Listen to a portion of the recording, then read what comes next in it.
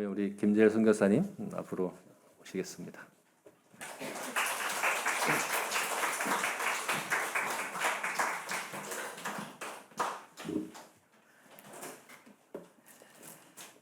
안녕하세요. 뉴질랜드에서 온 김재일이라고 합니다. 아시는 얼굴들이 너무 반가운 얼굴들이 이제 이렇게 보이시고, 또 아침에 제가 인사도 했는데 저를 이렇게 아시는 분이시건 아니면 저를 처음 보는 분이시건 가족 같다는 느낌이 사실 들었습니다. 그래서 너무 감사했고, 제가 이 제자교회 다시 오게 된 것도 너무 기적적으로 하나님께서 은혜를 베푸신 일이다, 이렇게 좀 생각이 들었고, 또 아까 이제 찬양하는데 또 눈물이 많이 나더라고요. 하나님께서 이 교회 안에 이제 베푸신 은혜들이 있으세요. 그게 이제 느껴졌고, 여러분 각자의 삶 속에 또 우리 목사님 또 인도에 가시고 행하시는 모든 이 하나님의 사역 속에 하나님이 함께 하세요. 그리고 그걸로 충분해요. 하나님으로 충분합니다. 제가 질문을 좀 하나 드리고 오늘 말씀을 좀 시작해 보려고 하는데요. 혹시 여러분들 살아가시는 이 신앙의 그 스케일을 1부터 10까지, 만약 10을 예수 그리스도의 형상을 온전히 닮은 것이라고 생각한다면 1부터 10까지에서 몇 점을 주실 수 있으시겠어요? 스스로 생각해 보실 때. 제가 목사님에게 여쭤볼게요. 자, 목사님. 1부터 10까지 중에 몇 점 스스로 한번. 1부터입니까? 네. 1이시다니. 다른 분들은 어떠세요? 스스로 내가 하나님 앞에서 살아가는 모습을 만약 그렇게 1부터 10까지 예수 그리스도를 온전히 닮은 모습을 이렇게 정해 본다면 몇 점 주실 수 있으시겠어요? 대부분은 만족을 못 하시죠. 아마 그러실 것 같아요. 그죠? 혹시 뭐 한 9점 이렇게 생각하신 분 있으신가요? 누가 손 들은 것 같은데. 제가 용기를 드리려고 합니다. 저희는 항상 10점이에요. 예수님이 저희 안에 계시기 때문이에요. 저희는 1점일 수가 없어요. 저희의 어떠함과 상관이 없어요. 하나님이 계시는 걸로 10점이 되는 거예요. 우리가 거룩해져 가는 게 아니에요. 의로워져 가는 것도 아니에요. 거룩하신 하나님, 의로우신 하나님이 우리와 연합하신 걸로 저희는 항상 10점인 거예요.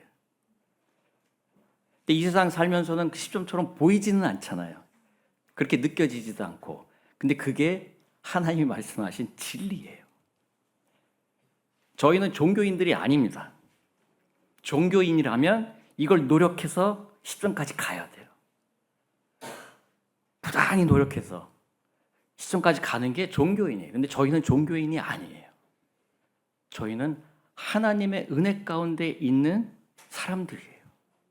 그래서 하나님이 계신 걸로 충분해요. 저희들의 삶은 그렇습니다.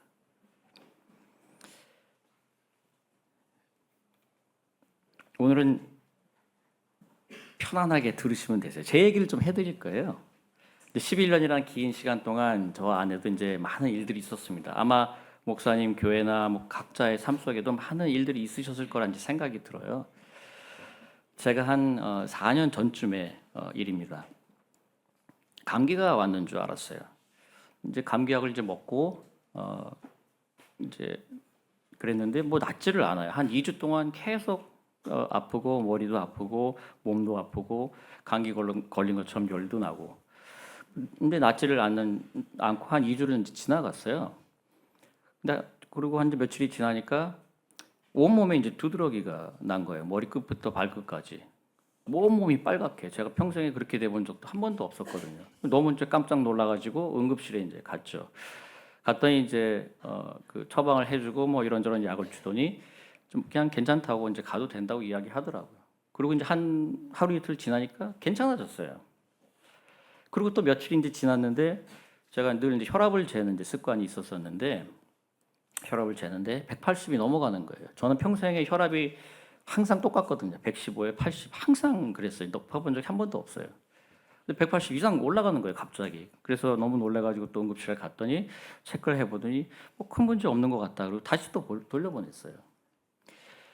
그리고 한 며칠이 지났습니다. 제가 화장실에 이제 갔는데 볼일을 이제 다 보고 이제 일어나려고 하는데 못 일어나겠는 거예요. 그래서 어떻게 뭔가를 제가 이제 붙잡고 억지로 일어났어요.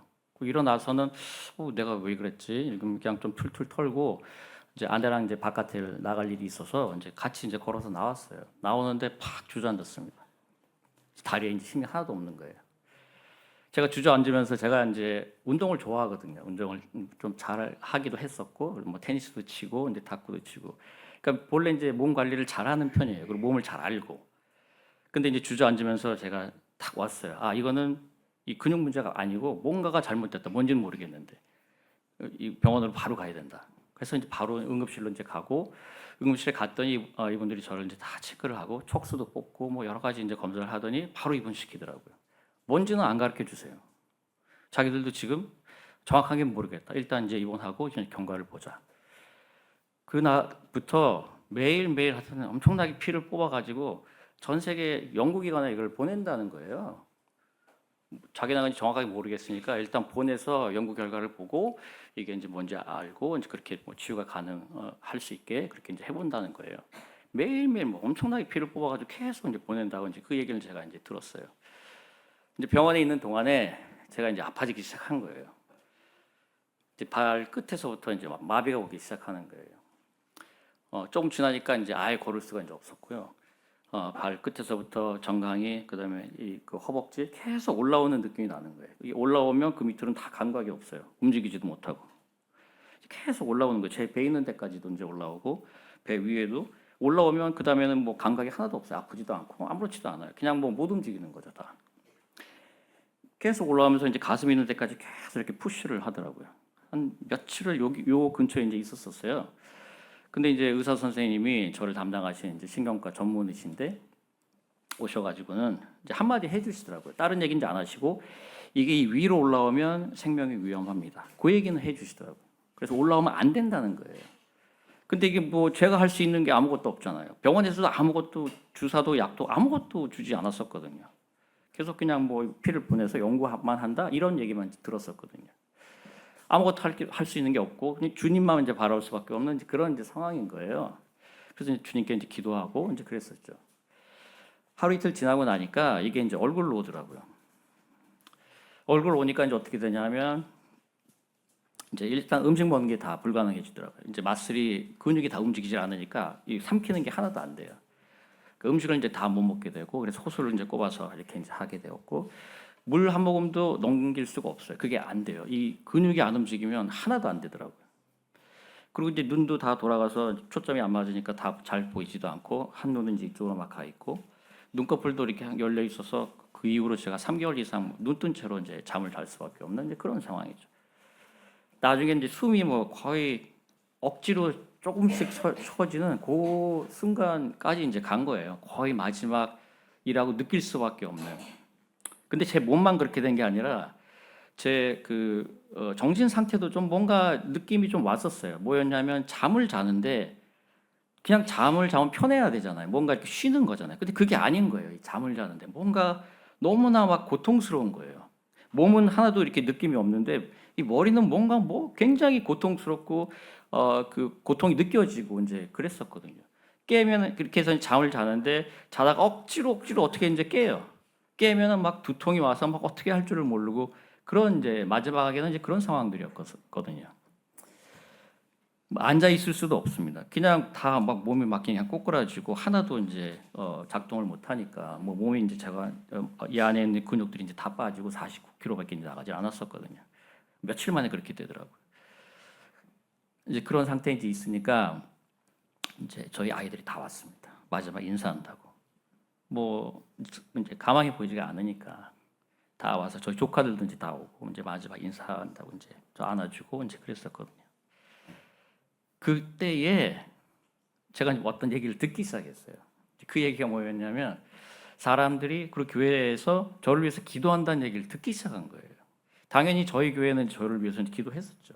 근데 저를 잘 모르시는 어떤 목사님 한 달에 걸쳐서 있는 그 목사님과 목사님의 교회가 저를 위해서 기도한다는 얘기를 이제 듣기 시작한 거예요. 제 아들이 다니는 학교가 있었는데 학교 친구들 거기 선생님들이 모여서 저를 위해서 기도한다는 얘기를 듣기 시작한 거예요. 그리고 필리핀에 있는 어떤 교회가 저를 잘 모르시는데 거기가 저를 위해서 기도한다는 얘기를 듣고 미국에 있는 어떤 교회가 저를 위해서 기도한다는 얘기를 듣고 한국에 있는 교회가 저를 위해서 기도한다는 얘기를 듣기 시작한 거예요. 이 마지막 이라고 느껴졌던 이제 그 죽음의 문턱에서 제가 하나님 앞에 쓴 그 이제 그 기도 문이 있어요. 되게 짧아요. 아무것도 아니에요. 근데 거기에 제가 뭐라고 썼냐면 핸드폰을 제가 이제 갖고 있었기 때문에 거기 이제 쓴 글이에요. 뭐라고 썼었냐면 하나님 제발 살려주세요라고 이제 썼어요. 근데 제가 이게 뭐 살기 위해서 쓴 게 아니에요. 제가 이걸 설명을 좀 드릴게요. 이 죽음의 문턱에 가 있으니까 제 머릿속에 어떤 생각이 들었냐면 그동안 제가 잘 살아오고 하나님 앞에서 열심히 사역을 하고 복음을 증거하고 사람들을 사랑하고 가정을 잘 일궈내고 교회를 돕고 세우고 하는 이런 모든 제가 그동안 했었던 모든 것들은 자랑할 만한 것들은 하나도 생각이 안 나는 거예요. 하나도 생각이 안 나요. 유일하게 생각나는 게 뭐였냐면 제가 잘못한 것만 생각나는 거예요. 그 자리에서. 너무 부끄러워서 제가 이거를 한동안 다른 사람들한테 이야기를 못했어요. 제가 말씀을 증거하는 자로 사람들에게 복음을 증거하고 예수님을 전하는 자로 정말 그렇게 저 스스로도 거기에 맞춰서 움직여가고 이제 그렇게 이제 살아왔었는데 이 마지막 순간에 보니까 잘못한 것만, 제가 죄를 지은 것만, 충분히 사람들을 사랑하지 못한 것만 기억이 나는 거예요. 너무나 후회가 되는 거예요. 제 삶 전체가 너무너무 후회가 됐어요. 제 아내를 한 번도 안아줬어야 되는데 예를 들면 그런 게 생각이 나는 거예요. 내가 내 아이들을 너무 판단하지 않고 그냥 이렇게 포용했어야 되는데 이런 게 이제 생각이 나는 거예요. 너무너무 이제 후회가스러웠어요. 그리고 또 한 가지가 뭐였냐면 그 죽음 앞에 이제 제가 서 있는데 그동안 저의 그 삶의 목표는 사실 한 가지였거든요. 뭐였냐면 예수 그리스도를 뵙는 거였어요. 그리고 그게 저의 나눔의 어떤 중심 이야기이기도 하고 설교의 중심된 내용이기도 했었고 많은 이들에게 예수 그리스도를 다시 배울 날을 바라보고 우리가 그렇게 살아야 된다고 이야기를 하고 그렇게 저도 믿고 살았었거든요. 근데 그 자리에서 예수님을 뵙고 싶은 생각이 안 나는 거예요. 어떻게 할 줄을 몰랐어요. 아니 도대체 내가 왜 이렇게 내가 어떻게 이렇게 됐지? 이게 도대체 무슨 일이지? 내가 그것을 믿고 살고 그게 전부인 줄 알고 살았는데 예수님을 만나 뵐 기쁨이 거기에 없는 거예요. 그 마지막 순간에 제가 그렇게 느꼈거든요. 이제 거의 끝이네. 더 이상 뭘 살 수 있는 그게 안 되더라고요. 정신적으로도 육체적으로도. 근데 이제 그 시기에 제가 여러분들이 저를 위해서 기도한다는 얘기를 이제 듣기 시작하고 그리고 하나님께서 다시 살려주셨어요. 그동안 아무 뭐 주사도 주지 않던 이거 신경과 전문의가 IVIG라고 하는 이제 좀 되게 특별한 어떤 약이에요. 근데 굉장히 이제 비싼 약이에요. 뭐 하나에 한 몇 천만 원 하는 그런 약입니다. 근데 뉴질랜드니까 다 무료죠. 그걸 이제 저에게 이제 3번 이제 주입을 하고 하나님께서 이제 여러 성도들의 기도를 들으시고 이제 저를 이제 낫게 해주셨어요. 나중에 제가 한 달 후에 태어난 후에 이분을 다시 찾아갔어요. 다시 찾아갔는데 뭐라 그러셨냐면 자기는 사실 그게 될지 안 될지도 모르고 그냥 줬대는 거예요. 그리고 그분은 확신이 없으세요. 아직도 정확하게 병명이 뭔지를 모르세요. 얘기를 안 해주세요. 잘 모른다는 거예요. 근데 어떤 일이 이제 제 몸에 일어나냐면 이제 여러 가지 그런 그 비슷한 종류의 병인데 그게 뭐냐면 제 안에 있는 면역 체계가 제 안에 있는 신경을 이제 공격한 거예요. 그래서 이제 다 마비가 온 거예요. 전부 다 온몸이 얼굴 전체가 다. 근데 하나님께서 이제 기도를 들어주시고 이제 살려주셨어요. 너무나 놀랍죠. 다시 살아난다는 느낌이 어느 순간 들더라고요. 그래서 하나님이 나를 다시 살려주시는구나. 제가 이제 기도했던 그 내용, 하나님 제발 좀 살려주세요. 제가 지금 가면 안 됩니다, 주님. 제가 예수님을 만나뵐 기쁨도 지금은 없고 제 머릿속엔 다 후회밖에 없는 삶밖에 없는데 지금 제가 주님을 배울 수가 도저히 없겠습니다, 주님. 제발 좀 살려주세요. 그 마음이었었거든요. 근데 살려주신 거예요. 너무너무 이제 감사하고 이제 낫기 시작하는데 낫기 시작하니까 이제 그 고통이 그냥 엄청나게 한꺼번에 밀려오더라고요. 다 무감각이었는데 모든 근육이 다 아픈 거예요. 모든 근육 하나하나가 막 표현으로 이 말로 표현이 안 돼요. 너무너무 아팠어요. 근데 이제 간호사가 이제 지나가다가 저한테 이제 물어보더라고요. 오늘 이제 어떠냐고 이제. 그래서 제가 너무너무 아프다고 이제 그랬더니 간호사가 이렇게 저한테 영어로 이야기해 주더라고요. That's a good news. 아주 좋은 소식이라고. 네가 이제 다시 고통을 느끼게 됐다고. 너무너무 좋은 소식이라고. 그래서 이제 조금 이제 나아지게 돼서 제가 퇴원을 이제 할 수 있게 됐어요. 퇴원을 하는데 뭐 걸어서 나오지 못하니까 이제 휠체어에 태워서 이제 그렇게 이제 바깥을 나오는데 처음으로 이제 그 햇볕을 보는데 그 은혜는 뭐랑 비교가 안 되더라고요. 내가 다시 살았구나 이런 게 아니라 하나님이 나에게 두 번째 기회를 주셨다. 너무너무 내가 앞으로는 이 후회 없는 내가 삶을 살겠다. 내가 그 순간에 이렇게 후회가 많이 생길 줄도 몰랐었는데 내가 그렇게 이제는 살지 않고 정말 하나님의 선하심을 사람들에게 증거하고 사람들을 사랑하며 내가 이제 그렇게 살아가겠다. 이제 그러고 이제 퇴원을 이제 했어요.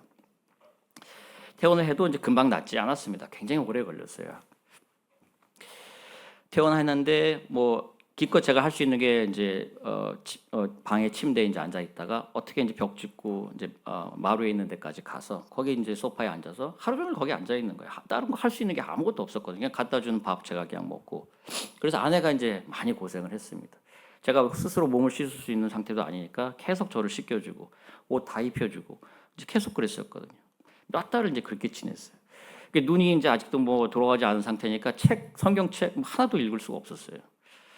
그리고 이제 집중도 잘 안 돼서 이제 기도하는 것도 되게 힘들었었거든요. 그랬지만 여전히 하나님께서 베푸신 그 은혜 그리고 여러 성도들의 기도를 들어주시고 저를 살려주신 것에 대해서 너무나 감사하고 기뻐하고 감격하고 하나님께서 저의 삶에 이런 큰 기적을 허락해 주셔서 너무 감사하다는 그런 마음으로 이제 하루하루 지냈어요. 근데 이렇게 퇴원하고 난 후에 이제 전혀 생각지 못한 또 다른 이제 시련이 이제 온 거예요. 잘 몰랐어요, 맨 처음에는. 저희가 이제 가게를 하나 운영합니다. 작은 식품점을 이제 운영하는데 제가 이제 조금씩 낫기 시작하니까 이제 밖에도 조금 나가고 몇 달이 지난 후에요. 그래서 이제 그 가게를 이제 다시 이제 갔는데 어떤 이제 손님이 이제 오셨더라고요. 그래서 제가 응대한다고 정말 오래간만에 응대한다고 제가 나가서 이제 이 손님을 응대하는데 이제 5불 50짜리 정도 되는 걸 사신 거예요. 그리고는 이제 현찰로 이제 10불을 내신 거예요. 카드로 내셨으면 뭐 상관이 없었는데 현찰로 내시더라고요. 그럼 이제 4불 50 거슬러 드리면 되잖아요. 이게 생각이 안 나는 거예요. 이게 어떻게 그냥 하얀 거예요. 이게 뭐 어떻게 생각이 하나도 안 나는 거예요. 이게 뭔지를 모르겠고. 그래서 깜짝 놀래가지고 제가 이제 옆에 계산기가 있었거든요. 계산기를 이렇게 누르는데 이게 10불부터 눌러야 되는지 5불 50부터 눌러야 되는지가 생각이 안 나는 거예요. 그리고 한 번 했는데 분명히 틀린 것 같아요. 느낌에. 잘 모르겠고. 두 번 했는데도 그렇고 세 번 했는데도 자신이 너무 없는 거예요. 그래서 할 수 없이 제가 손님한테 물어봤어요. 정말 죄송한데 얼마 제가 드리면 되냐고. 그래서 이제 4불 50을 이제 거슬러 드렸어요. 그리고 나서야 제가 이제 사실은 문만이 아니라 이제 정신에도 문제가 있다는 건 이제 알게 된 거예요. 제가 그 후에 이제 닥터 선생님을 여러 번 제가 찾아갔었는데 정신에는 아무 문제가 없을 거라고 계속 얘기해 주셨었거든요. 그래서 저는 그냥 그런 거랑은 상관없을 거라고 생각했어요. 근데 그러고 보니까 제 상태가 자꾸 잊어버리고 예전 게 생각이 안 나고 논리적인 사고방식이 안 되고 내가 말하려고 뭔가를 하는데 말을 하는 언어는 다른 단어들이 튀어나오고 그러다 보니까 제가 뭔가를 이렇게 사람들하고 이야기하면 오해가 되는 일이 굉장히 많고 약속 뭐 얼마 몇 시간 전에 얘기한 건데 뭐 아빠가 이런 얘기 했잖아. 근데 저는 이제 생각이 안 나는 거예요. 그런 얘기 한 거 자체가. 그러니까 이제 그렇게 이제 됐다는 걸 제가 이제 알면서는 이걸 어떻게 해야 되나 그래서 이제 의사 선생님 찾아가서 몇 번을 제가 얘기를 했는데 아무런 약이 없다는 거예요. 이건 그냥 놔야 된대요. 그럼 뭐 할 수 있는 게 없대요, 자기들이. 그러니까 뭐 약도 하나도 없고 제가 병원에 있을 때도 마찬가지로 나와서도 약이 뭐 하나도 없어요. 진통제 그냥 저희들이 평상시에 먹는 거 그거 하나 그게 이제 다였었거든요. 근데 이제 그렇게 된 저의 상황이 저한테 이제 너무너무 힘든 거예요. 그 전에 살았던 저의 모습은 나름 그냥 머리가 잘 돌아간다고 스스로 이제 느끼고 그래서 머리로 하는 일들이 굉장히 많았었거든요.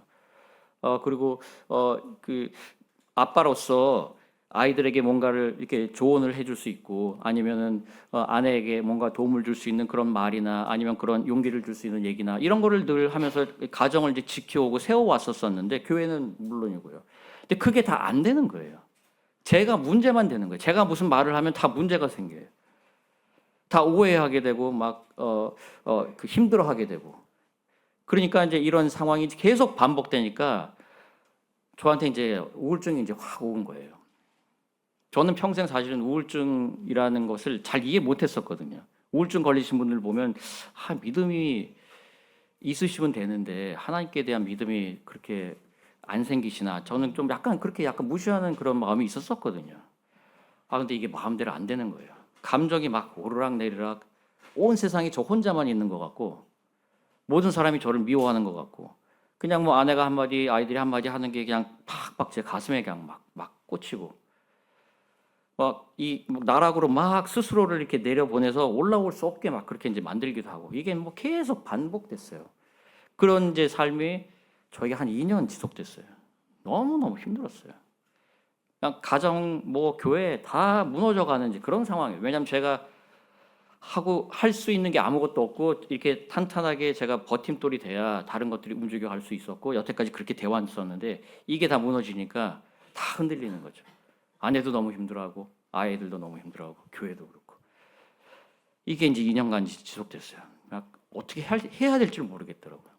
방법이 너무나 없고 저는 어떻게 해보려고 하는데 되지가 않으니까 말씀도 그 이후에 이제 조금씩 읽기 시작했는데 그래도 이제 아직도 살짝 그런 게 있거든요.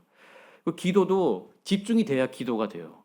기도가 할 수가 없어요. 기도가 집중이 안 되니까 기도 자체가 안 돼요. 여러분들이 그런 걸 경험해 보셨는지 모르겠습니다만 저는 이렇게 경험을 해보니까 이게 너무너무 힘들고 답답한 거예요. 그러다 보니까 저의 신앙이건 뭐건 다 바닥으로 완전히 다 내려가는 거예요. 완전히 바닥으로 내려가는 거예요. 소망이 너무너무 없는 거예요.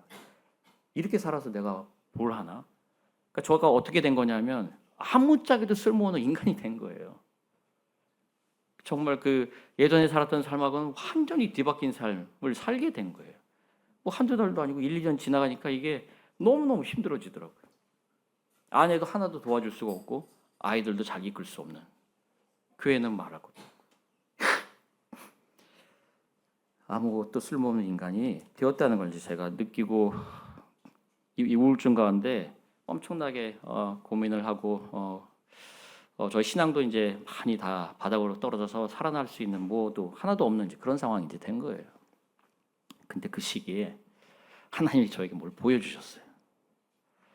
뭘 보여주셨는데 제가 이제 딱 보니까 저 자신을 보여주신 거예요. 그 그림자 같은 형상이었어요. 제가 그게 꿈이었는지 뭐였는지 잘 기억은 안 나요. 그림자 같은 어떤 형상을 딱 보여주시는데 보면서 알았어요. 나네? 제가 이제 알았어요. 그래서 이제 이것을 이제 보는데 머리끝부터 발끝까지 어두움인 거예요. 완전한 어두움. 죄? 악한 걸로 그냥 꽉 차 있는 거예요. 이제 보면서 너무 이제 놀랬죠. 제가 사실 늘 가르쳤던 내용이기도 해요. 우리는 죄인입니다. 머리끝부터 발끝까지. 그래서 우리는 하나님 없으면 아무런 의미가 없는 사람들입니다. 제가 이제 늘 이야기했던 내용이기도 하고 제가 믿어왔던 내용이기도 했어요. 근데 이것을 실제로 보니까 너무 깜짝 놀란 거죠. 그래서 찾아봤어요. 근데 선한 게 하나도 없더라고요. 1도 없어요. 완전 어둠이고 완전 죄인이고 완전 악함이고. 그래서 하나님께 저에게 보여주신 게 사실 뭐였냐면 나 하나님이 없는 너는 이 모습이야. 이거를 저한테 보여주신 거예요. 그래서 너는 원래 가치가 없는 자야. 원래. 네가 지금 병들었다고 이렇게 불평하고 하나님을 원망하는 그런 마음이 들고 너는 그런 원망할 만한 가치도 없는 자야. 원래가. 원래 그렇게 죄로 가득 찬 자야. 너는 원래. 나의 진노를 받아 마땅한 자야. 원래. 나 하나님이 없으면 너는 그런 자야. 라는 걸 보여주신 거예요. 그리고 그때부터 제가 살아나기 시작했어요. 왜냐하면 우울증이 이제 오니까 어떻게 돼? 우울증이 오면 엄청 자기중심적이 되잖아요. 모든 것을 자기중심적으로 막 생각하게 되거든요. 주위에 있는 모든 사람을 다 적으로 자꾸 여기게 되고. 이제 그 마음을 이제 하나님께로 이제 바꿔주시더라고요. 조금씩. 금방 된 건 아니에요. 하루 이틀은 아니에요. 이것도 길었어요. 어떤 날은 또 이렇게 됐다고 어떤 날은 또 그렇게 안 됐다. 계속 반복하면서 조금씩 나아졌었거든요. 그런데 그래도 나아진다는 걸 제가 이제 알고 느끼고 감사하고 이제 그렇게 해서 이제 거기서 하나님께서 온전하게 저를 이제 나오게 해주셨어요. 오늘 말씀을 잠깐 같이 좀 보도록 할게요. 여기 보니까 사도 바울이 고린도후서 12장 7절에서 10절까지 말씀에 사도 바울에게 이제 육체의 가시가 있었어요. 저희가 너무나 잘 아는 말씀이죠. 그리고 육체의 가시가 있어서 이것이 이제 내게서 떠나기 위해서 내가 3번 죽게 간구하였다. 그렇게 이제 8절에 이야기하세요. 성경에서 일반적으로 3번 이렇게 기도했다, 아니 3번이라는 그런 표현은 온전하게 내가 할 만큼 충분하게라는 그런 이제 표현이라고 이해하면 되거든요. 그러니까 충분하게 사도 바울은 자기에게 있는 이 가시가 떠나게 하기 위해서 하나님 앞에 기도한 거예요.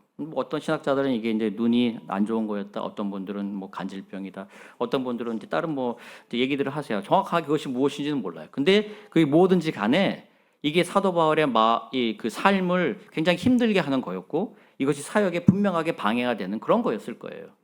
그래서 이것만 좀 없다면 제 삶에 주님 너무 좋겠습니다라는 그런 간절한 마음으로 하나님에게 기도했을 것 같아요. 그랬더니 하나님께서 말씀하시기를 내 은혜가 내게 족하다 이렇게 이제 말씀하신 거예요. 근데 이 말씀을 이제 보통 우리가 읽을 때는 어떻게 생각하시냐면 바울아, 내가 너한테 지금까지 준 은혜가 많잖아. 내가 너를 다메섹 가는 도상에서 구원해내고 너에게 은혜를 주어서 사도로 세우고 수없이 많은 이방인들에게 복음을 증거하는 자가 되게 하고 네가 어느 곳에 있든지 배로 파선하든지 어떤 상황에 있든지 내가 너와 늘 함께 했잖아. 너에게 준 은혜가 이렇게 크잖아. 이 기도는 내가 안 들어줄게 라고 이제 생각하시게 돼요. 근데 사실은 그런 내용은 아니에요. 이걸 이해하시려면 이제 헬라어를 좀 이해하셔야 돼요. 한국말도 마찬가지고 영어 성경에도 이렇게 표현되어 있어요. 내 은혜가 내게 족하다. 근데 헬라어로는 이게 사실 정반대로 되어 있어요. 족하다 너에게. 그 족한 것은 뭐냐 하면 은혜다 나의. 이런 표현이에요. 좀 다른 말로 표현하면 뭐냐면 너를 족하게 하는 것, 너를 충분하게 넘치게 하는 그것은 나의 은혜야. 이걸 다른 말로 표현하면 너를 족하게 하고 너를 충분히 넘치게 하는 그것은 나 하나님이야. 이런 표현이에요. 너를 족하게 너를 충분히 넘치게 하는 것은 내가 이 기도를 들어주는 것으로 되는 게 아니야. 그것을 지금 바울에게 알려주시는 거예요. 그것이 아니고 나 하나님 자신이 너를 넘치게 하고 너를 족하게 만들어. 다른 그 어떤 것도 아니고. 그거를 이제 사도 바울에게 이제 알려주시는 거예요. 이것을 더 분명하게 알 수 있는 것은 그 바로 다음에 나오는 말씀이세요. 그 바로 다음에 내게 이르시기를 내 은혜가 내게 족하다 말씀하시고 또 설명하시기를 이는 내 능력이 약한 데서 온전해짐이라 이렇게 말씀하세요. 여기서 온전해진다고 하는 표현은 예수 그리스도께서 마지막에 십자가에서 달려 돌아가실 때 마지막에 내뱉으셨던 단어세요. 티텔레스타이. 다 이루었다고 하는 표현이죠. It is finished. It is completed. 그런 표현이거든요. 어떤 거냐면 네가 지금 약한 상태에 있어. 너는 이 가시가 너의 삶에서 없어지길 원하지만 네가 약한 그 상태에 있을 때 나 하나님의 하나님 되심의 능력이 가장 분명하게 드러나. 그렇게 말씀하시는 거예요. 그러니까 바울이 이 얘기를 듣고 이해가 된 거예요. 다시 이 구원의 하나님의 이야기를 듣고. 그래서 하나님께서 이 바울의 기도를 들어주지 않으신 게 아니세요. 바울은 더 이상 이 기도를 할 필요가 없게 된 거예요. 하나님으로 충분하다는 것을 다시금 확인하게 된 거예요. 그래서 이 가시가 내 삶에 그냥 있어도 괜찮다는 걸 아는 거예요. 괜찮은 정도가 아니라 이게 있을 때 하나님의 하나님 되심 더 분명하게 드러난다는 걸 알게 된 거예요. 그러니까 뭐라고 바울이 고백해요? 너무 분명하게 우리가 잘 아는 이야기들이죠. 내게 이르시기를 내 은혜가 내게 족하도다. 이는 내 능력이 약한 데서 온전해짐이라 하신지라. 이러므로 내가 크게 기뻐함으로 나의 여러 약한 것들에 대해서 자랑합니다. 자랑하게 된 거예요. 사도 바울이. 이거 제발 좀 제 삶에서 떠나게 해주세요. 그렇게 이야기했던 사도 바울이 이걸 자랑하게 된 거예요. 그 다음에도 또 이는 그리스도의 능력으로 내게 머물게 하려 함입니다. 그러므로 내가 그리스도를 위해서 약한 것들, 능욕, 궁핍, 핍박, 곤란을 기뻐합니다. 이는 내가 약할 그때 곧 강함이기 때문입니다. 이렇게 고백을 하는 거예요. 여러분들의 삶에 이런 가시가 다 있을 거라 생각이 듭니다. 남편일 수도 있고, 그게 아내일 수도 있으세요. 그게 자녀일 가능성도 있고, 재정적인 문제일 수도 있습니다. 사람 사이의 관계의 문제일 수도 있고, 병의 문제일 수도 있습니다.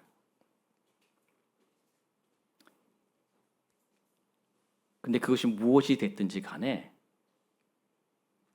그 기도가 들어진다고 해서 우리의 삶이 족하게 되는 것은 아니에요.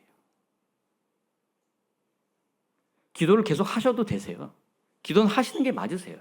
기도하시면 하나님께서 들어주시고 어떨 때는 그렇지 않으실 수 있으세요. 근데 이게 기도가 들어지든 들어지지 않든 우리는 하나님으로 만족하는 그런 자들인 거예요. 하나님이면 충분해요. 다른 게 다 없어도 괜찮아. 이 가시가 내 삶에 있어도 괜찮은 거예요. 있어도 괜찮은 정도가 아니라 이게 나를 오히려 살려내는 거가 되는 거예요. 여러분들이 길별은 그 류성마의 배우 혹시 아시나요? 한국 이제 배우세요. 한 50대 중반 정도 아마 되셨을 거예요. 예전에 제가 한국에 있을 때 이제 만나 뵀던 분이고 저랑 이제 교제를 이제 많이 하신 분 중에 한 분이세요. 이분이 이제 뭐 몸은 이제 많이 흔들려도 이제 정신은 멀쩡하시니까 이제 저랑 되게 이제 신실한 믿음의 사람이에요. 교제를 이제 잘 했었는데 이분이 어느 날 저한테 뭐라고 말씀하셨냐면 선교사님, 내가 혹시 다시 태어날지라도 저는 장애인으로 태어날 겁니다. 그런 말을 하는 거예요. 저는 너무 깜짝 놀랐어요. 아니 이게 도대체 무슨 말? 그동안 저한테 장애인으로 사는 게 얼마나 힘들다고 계속 얘기했었거든요. 근데 갑자기 자기는 다시 태어나도 장애인으로 태어날 거라는 거예요. 근데 그분이 그렇게 말한 이유는 한 가지였어요. 뭐였냐면 자기는 너무나 자기중심적이고 고집이 너무나 세기 때문에 이 장애 같은 것이 아니고서는 절대로 하나님 앞에 무릎 꿇고 굴복하고 나가지 않을 사람이라는 거예요. 그래서 이 장애가 자기를 살렸다는 거예요. 그래서 자기는 다시 태어나도 반드시 장애인으로 태어나야만 된다는 거예요. 그 하나님의 가치를 이분은 아신 거예요. 여러분, 그 가시가 무엇이든 상관이 없습니다. 제가 이제 그렇게 아프고 나서 이제 깨닫게 이제 되더라고요. 저는 그게 저주처럼 느껴졌거든요. 야, 이것만 좀 없으면 내가 살겠는데. 하나님, 그냥 팔다리 하나를 잘라 가시지. 정신이 제가 이렇게 돼서 뭘 아무것도 할 수 없습니다, 하나님. 문제만 생기고 사람들에게 부담만 주고 제가 살아있는 것 자체가 다른 이들에게 아무런 유익을 주지 못하는데요, 하나님. 근데 나중에 이렇게 돌아보고 보니까 이게 저를 살린 거가 된 거예요. 저를 살려내신 은혜가 된 거예요. 저주가 아니라. 너무나 놀라웠어요. 그거를 깨닫고 알고 경험하게 되니까. 하나님의 은혜는 너무 놀랍더라고요. 그리고 하나님으로 충분하더라고요. 저는 아직도 몸이 이제 예전에 비해서 한 70% 정도 됩니다. 더 이상 낫지 않을 거라고 의사도 얘기하더라고요. 이 상태로 아마 계속 갈 것 같다고. 70%, 뭐 정신도 약간 그런 상태예요. 그래서 자꾸 잊어버리기도 하고 이제 제가 원했던 말이 아닌 말이 이제 나올 때도 있기도 하고 논리적으로 잘 어떨 때 되지 않기도 하고 제일 잘 되는 게 설교하고 말씀 전하는 거예요. 그 중에. 그래서 이거 제가 그나마 할 수 있어요. 계속해서 교회도 섬길 수 있고 몸도 여전히 마찬가지입니다. 밤에 잘 때도 여전히 아프고 힘들고 어떨 때 이제 잠을 못 자는 경우도 많이 있고. 그러니까 저는 이걸 매일 느끼는 거예요. 지금도. 예전에 그렇게 죽음의 문턱에 섰을 때의 저의 모습을 지금도 계속 이렇게 느끼게 되는 거예요. 매일매일. 이제 그런 이제 상태가 되니까 제가 이제 그 죽음의 문턱에 서 있을 때 그리고 지금 이런 모든 것들을 지나고 난 이제 난 후에 제가 하나님께서 저에게 두 가지를 보여주셨어요. 두 가지가 뭐였냐면 앞으로 내가 살아가야 될 삶의 어떤 방향 이런 걸 이제 보여주셨어요. 첫 번째는 뭐였냐면 선하신 하나님, 나 같은 자를 그대로 받아주시고 나 같은 그런 죄로 가득 찬 자, 진노를 받아 마땅한 자와 함께 해주셔서 나와 연합해 주셔서 나를 구원해내신 이 하나님, 이 하나님의 선하심을 내가 어찌하든지 내가 살아있는 날 동안 증거하며 살아야 되겠다. 더 열심히 그렇게 해야 된다. 그게 한 가지였어요. 두 번째 건 뭐였냐면 사람들을 내 마음을 다해서 사랑해야 된다. 이거를 이제 주셨어요. 제가 이제 한국에 나왔는데 갑자기 나온 거예요. 계획이 없이 갑자기 나오게 됐는데 나와 보니까 예전 이제 목사님들이 이제 생각이 나는 거예요. 그래서 이제 다 연락처가 다 끊어졌었는데 다 어떻게 찾다 보니까 한 분 한 분 찾아지게 됐어요. 그리고 이제 제가 대전에도 가서 이제 목사님들 뵙고 서울에서도 뵙고 여기서도 뵙고 이제 했는데 내가 이분들을 가면 반드시 내가 안아줘야 된다. 그게 나를 보내신 이유다. 그래서 이제 그렇게 만날 때마다 제가 이제 안아드리고 이제 그렇게 했어요. 하나님이 저에게 많은 시간을 주지 않으셨다는 게 매일매일 느껴지니까 더 그렇게 이제 하게 되는 거예요. 제가 예를 하나 들어드릴게요. 저 이제 아들이 있는데 뭐 아빠가 아들을 볼 때는 다 눈에 안 차잖아요. 찰 수가 없죠. 아빠의 기준은 이거고 자기는 다 이미 경험했는데 뭐 애가 뭘 알겠어요. 못 따라가죠. 하나님 말씀은 이런데 야 너는 지금 이것도 안 되고 저것도 안 되고 이렇잖아. 전에 같으면 제가 그럴 거거든요. 근데 지금은 제가 이 아이를 그냥 그런 생각이 살짝 들다가 아니야. 그리고 그냥 가서 그냥 안아줘요. 안아주면서 제가 하나님이 선하신 하나님이시니까 이 아이를 이끌어가 주세요. 하나님은 훨씬 잘하시잖아요. 100만 배 잘하실 거거든요. 그리고 그 선하신 하나님을 믿는 믿음이 생기니까 문제가 없는 거예요. 그냥 그 하나님을 그냥만 붙들고 그냥 나가게 되는 거예요. 그리고 저는 제 상태가 이러다 보니까 뭘 붙들 게 없어졌어요. 제 머리를 붙들 수도 없어, 이 육신을 붙들 수도 없어, 붙들 수 있는 게 하나도 없는 거예요. 그렇게 만들어 주시니까 제가 그냥 하나님만 의지하게 되는 거예요.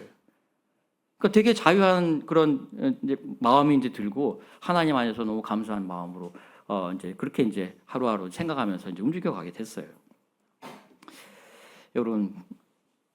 인생의 마지막에 제가 서보니까 삶의 마지막에 이 세상에 우리가 가치 있다고 여겼던 것들은 다 가치가 없더라고요. 하나도 가치가 없어요. 내가 해왔던 많은 일들이요. 하나도 가치 없어요. 내가 이루었던 것들이요. 하나도 가치 없어요. 뭐 우리가 필요하다고 열심히 공부해왔던 신학이요.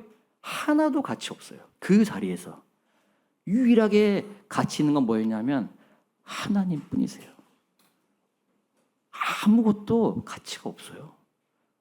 그러다 보니까 이런 헛된 거를 위해서 내가 내 남은 인생을 살지 내가 않겠노라는 생각이 더 많이 드는 거예요. 지금은.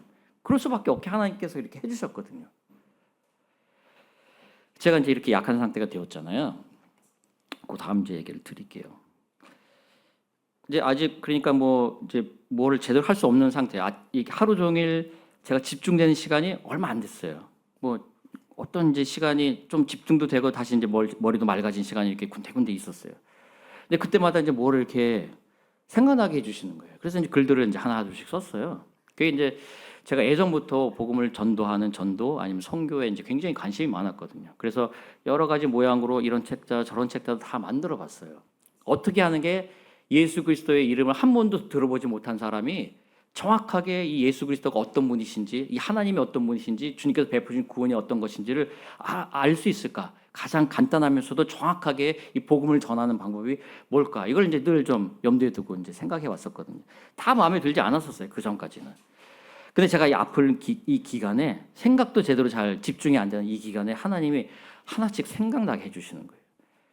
그래서 이제 적어놓고 밤에 자는데 갑자기 뭐가 생각이 나요. 그래서 또 일어나서 그걸 또 적어놓고 그러다 보니까 제가 어떤 책자를 이제 완성하게 되었어요. 그리고 완성하고 제가 이제 쭉 이제 읽어보니까 너무 마음에 기쁜 거예요. 이거면 되겠다는 생각이 이제 드는 거예요. 그럴 때쯤 돼서 제가 이제 스리랑카에 아는 목사님이 계세요. 스리랑카 분이세요. 이분이 이제 연락이 왔어요. 이분은 이제 제가 아픈 줄도 몰랐어요.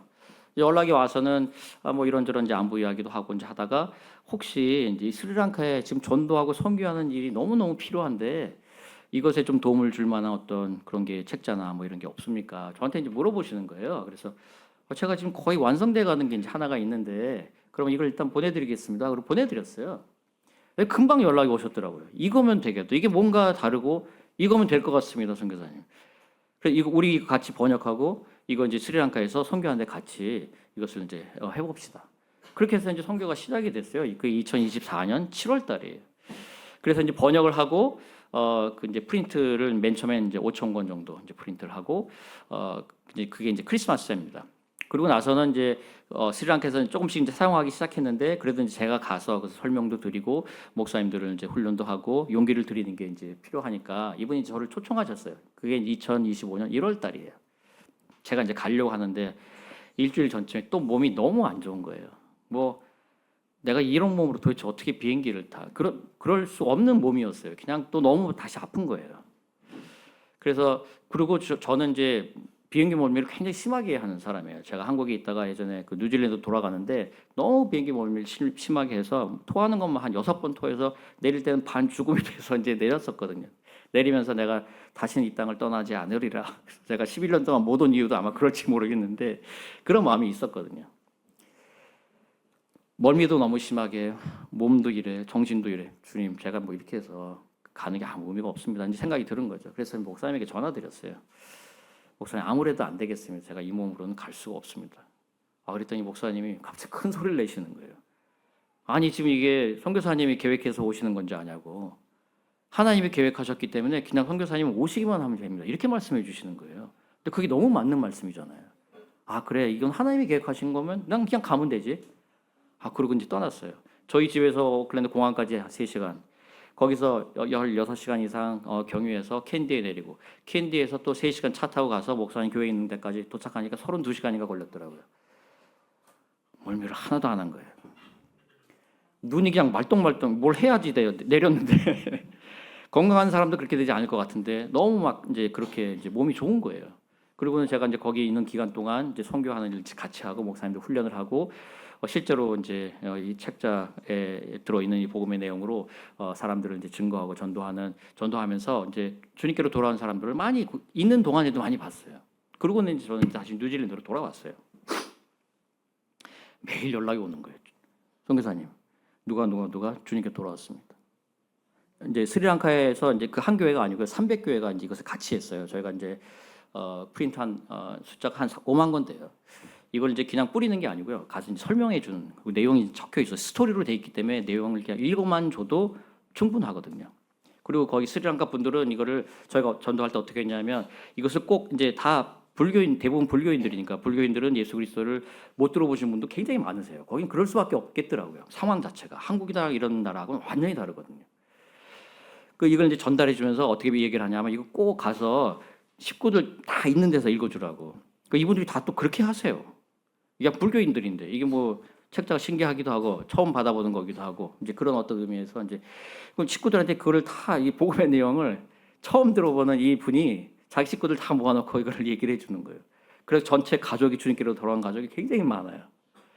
제가 이제 다시 뉴질랜드 돌아왔는데 매일매일 연락이 오는 거예요. 누가 주님께 돌아왔습니다. 그 밤에 자는데 또 띵 그러면 또 그 얘기예요. 누가 주님께 돌아왔습니다. 그리고 이제 3개월이 지났어요. 몇 달 동안 계속 그랬거든요.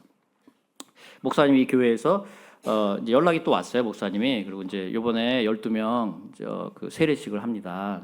좀 기도해 주세요. 그리고 12명 전부 다 이 책자를 통해서 예수님께 나왔습니다. 그래서 저한테 얘기를 해주는 거예요. 너무 놀랍죠. 여러분 제가 약해서 아무것도 할 수 없는 사람이에요. 할 수가 없어요. 실제로 책을 쓸 수 있는 사람도 아니에요. 책도 제가 쓴 게 아니에요. 뭐 선교를 뭐 계획한 것도 하나도 없어요. 그냥 뭐 가라 하시니까 저는 그냥 간 것뿐이에요. 근데 이 약한 거를 그대로 주님 앞에 그냥 이렇게 있다 보니까 하나님의 강하심이 확 드러나는 거예요. 책자도 쓰게 하시고 선교하게 하시고 그렇게 해서 주님께로 돌아온 숫자가 그냥 교회 나온 분들 얘기하는 게 아니고요. 500여 명이 넘어요. 실제로 마음이 바뀌어서 예수 그리스도를 처음으로 알게 되고 그분을 구주로 영접한 사람들 숫자만요. 놀라운 일이 벌어진 거예요. 제가 나중에 예수 그리스도의 나라에 가게 되면 그분들을 다 뵐 거거든요. 근데 이게 제가 멀쩡할 때 이루어진 일이 아니라 정말 약할 수밖에 없는 이 상황에서 하나님의 강하심이 드러난 것을 제가 경험하게 된 거예요. 그러니까 하나님의 일하심이 너무나 놀랍더라고요. 하나님은 그렇게 은혜를 이제 베푸시고 이런 자도 이제 사용하시는 거죠. 아까도 이제 잠깐 말씀드린 것처럼 매일매일 그래서 저에게 이제 시간이 많이 없다라는 이제 생각이 이제 들면서 늘 이제 살게 돼요. 제가 예전에는 다른 사람들 판단을 좀 많이 했거든요. 뭘 안다고 생각하면 판단하게 되잖아요. 잘 모르는 분들은 잘 못하거든요. 뭐 조금 안다 생각하면 다른 사람들 그렇게 못하는 사람들은 앉아서 그냥 다 판단하고 있거든요. 제가 그걸 이제 잘했던 사람 중에 하나예요. 목사님도 판단하고 뭐 누구도 판단하고 저렇게 하시면 안 되는데 설교가 뭐 저렇게 좀 그랬었거든요. 근데 지금 시간이 너무 아까운 거예요. 그럴 시간이 없어요. 실제로 그냥 가서 사랑해 주면 돼요. 엄한데 이 시간 쓸 시간이 없어요. 저희들에게. 그리고 그런 게 다 헛된 거예요. 여러분 그 하나도 가치 없어요. 그게 뭐가 됐든지 간에 우리 삶에 이루어지는 많은 일들, 어려운 일들이 있을 수 있고 이제 한데 우리가 우리 중심적으로 행하는 그런 일들은 다 아무런 가치가 없어요. 우리에게 유일하게 가치 있는 거는 하나님뿐이세요. 그리고 그분이면 다 돼요. 그분이면 충분해요. 그분이면 충분히 족해요. 충분하고 넘쳐요. 우리에게 이 기도가 들어지든 안 들어지든 이 가시가 없어지든 그대로 있든 아무 상관이 없으세요. 하나님 한 분이면 다 되세요. 근데 하나님이 없으면 아무것도 안 돼요. 다 의미 없어요. 그냥 죄 덩어리예요. 그냥 소망 없이 그냥 살다가 주님의 진노를 받고 이렇게 죽을 수밖에 없는 그런 자들인 거예요. 이 하나님의 저에게 이제 이루신 일들을 이제 제가 이렇게 이제 설명드리고 또 알려드리고 이렇게 나눠드리고 원래는 이제 이런 계획을 제가 해서 나온 게 아니거든요. 제가 원래는 치과 치료 때문에 나왔어요. 그것도 갑자기 치료해야 된다고 해서 뉴질랜드는 너무 오래 걸리거든요. 얘가. 그리고 제가 응급실에 가는 일이 있었는데 이거랑 이제 연관이 있다고 이걸 바로 치료해야 된다는 거예요. 그래서 이제 나오게 된 거예요. 그래서 뭐 아무도 못 나오고 저만 이제 혼자 한 2, 3일 만에 부킹해가지고 나왔거든요. 근데 나와서 이제 목사님들 만나 뵙고 여러 교회 이제 제가 이제 방문하고 이제 이러면서 이제 제가 이제 느낀 게 이제 뭐냐 하면 한국 교회죠. 뉴질랜드 교회랑 달라요. 제가 스리랑카 교회도 가봤고 미얀마 교회도 가봤습니다만 다 교회마다 다 달라요. 모양들이. 한국 교회는 잘은 제가 모르겠는데 제가 표면적으로 느끼는 거를 그냥 말씀을 드리면 뭐가 분주해요. 그냥 제가 그냥 느끼는 거예요. 분주한데 그건 교회가 분주한다는 게 아니라 이 사회 자체가 분주해요.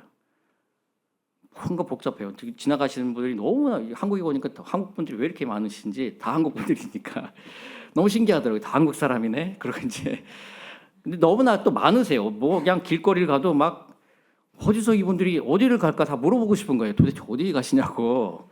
너무 다 바쁘게 분주하게 다 움직이세요. 그러면서 생각이 드는 거죠. 저분들이 가만히 앉아서 하나님을 생각하거나 아니면 하나님을 느끼거나 하나님을 바라볼 시간이 있을까? 많이 없어 보여지더라고요. 그게 교회에 계시는 분들이든 그렇지 않든. 제가 오늘 이 설교가 끝나고 여러분들 머릿속에 뭐가 남을지는 저는 알지 못합니다. 근데 다른 거는 다 잊어버리셔도 되는데 하나님만 남으시면 좋겠어요. 그게 구원의 삶이고요. 그게 우리들의 소망이에요. 그분이 전부예요. 다른 건 다 의미 없어요. 그분만이면 충분해요. 그래서 여러분들이 어떤 삶의 모양 속에 계시든 괜찮아요. 괜찮아요, 진짜로. 아무리 어려운 삶 모양 속에 계셔도 괜찮아요. 하나님만 함께 하시면. 하나님이 그리고 다 아세요. 그래서 괜찮아요. 사도 바울이 그래서 이렇게 이야기해 주신 거예요. 이게 너한테 너무나 간절한 거 내가 알아. 하지만 이것이 너를 족하게 해주는 게 아니야. 너를 족하게 해주는 건 나 하나님 자신이야. 이걸 알려주신 거거든요. 저희들에게도 똑같아요. 이 가치를 알고 우리가 살아갈 때 우리를 보는 사람들이 이 사람들의 살아가는 가치가 너무나 다르네. 이렇게 될 수밖에 없는 거예요. 그러면 저절로 저희는 이 세상의 빛이 되고 소금 되는 삶을 살게 되는 거거든요. 이건 뭘 노력해서 되는 게 아니거든요. 이게. 여러분 이렇게 이 주님을 아시고 이 하나님의 선하심을 맛보시고 경험하시고 이 하나님과 함께하는 이것으로 충분하다고 하는 것을 늘 고백하시고 그렇게 기쁨으로 매일매일 사시는 여러분들 되시기를 예수님 이름으로 축원드립니다.